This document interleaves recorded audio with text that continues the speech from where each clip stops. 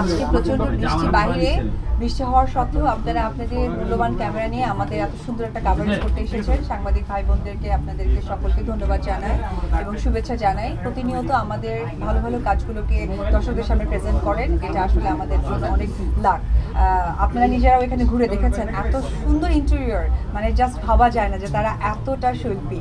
আমরা তো সবসময় মনে করি যে আমাদের সামনে তারা যখন ড্রেস পরে আমরা তাদেরকে পুলিশ বা পুরুষ মানুষ মনে করি, কিন্তু তাদের মধ্যেও যে সৌন্দর্য বহিঃপ্রকাশ তারা এইভাবে পার্লারের মধ্য দিয়ে ঘটাবে না আসলে বুঝতে পারতাম না। ধন্যবাদ জানাই আপু এবং সোহাগ আমাদেরকে ইনভাইট করেছে এবং অনেক অনেক লং টাইম পর তাইব ভাইয়ের সাথে দেখা হলো। তো সবকিছু মিলে আমাদের যেহেতু খুব শর্ট টাইম, সেই জন্য খুব অল্পের মধ্যে শেষ করলাম। সেটি হচ্ছে অনেক শুভেচ্ছা, শুভকামনা, অনেক ভালো একটা পার্লার শুভ উদ্বোধন হয়ে গেল পুলিশের জায়গা থেকে, পুলিশ প্রশাসনের জায়গা থেকে, নারী পুনাক থেকে।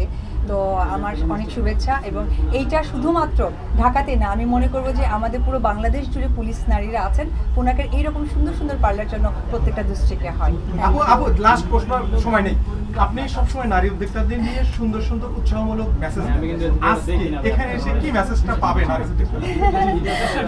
আসলে আমি সবসময় নারীদেরকে মেসেজ দিই। আজকে আমি মেসেজ নিয়ে যাচ্ছি যে পুলিশ প্রশাসন যারা সবসময় রাস্তায় দাঁড়িয়ে থাকে, সবসময় আমাদেরকে সাপোর্ট দেন অ্যান্ড সেভ করে, তারাও যে এত সুন্দর, আমাদের মতো নায়িকাদের মেকওভারের পেছনেও যে তারা থাকে, সেটাই আমি মেসেজ পেয়ে গেলাম। কাঞ্চন ভাইকে নিয়ে আমি সকলে বাংলাদেশবাসী পক্ষ যারা যেখানে বাংলা ভাষাভাষীর মানুষরা আছেন তাদের সকলের কাছে আমি দোয়া চাইবো। উনি বাংলাদেশে একমাত্র সুপারস্টার আমি বলবো, যেহেতু বেদের মেয়ে জ্যোৎস্না বলতে গেলে কাঞ্চন ভাই চলে আসে। আমি চাইবো আল্লাহ তাআলা যেন তাকে সুস্থতা দান করে। আমরা শিল্পী সহকারে যারা বাংলা ভাষাভাষীর মানুষ তাদের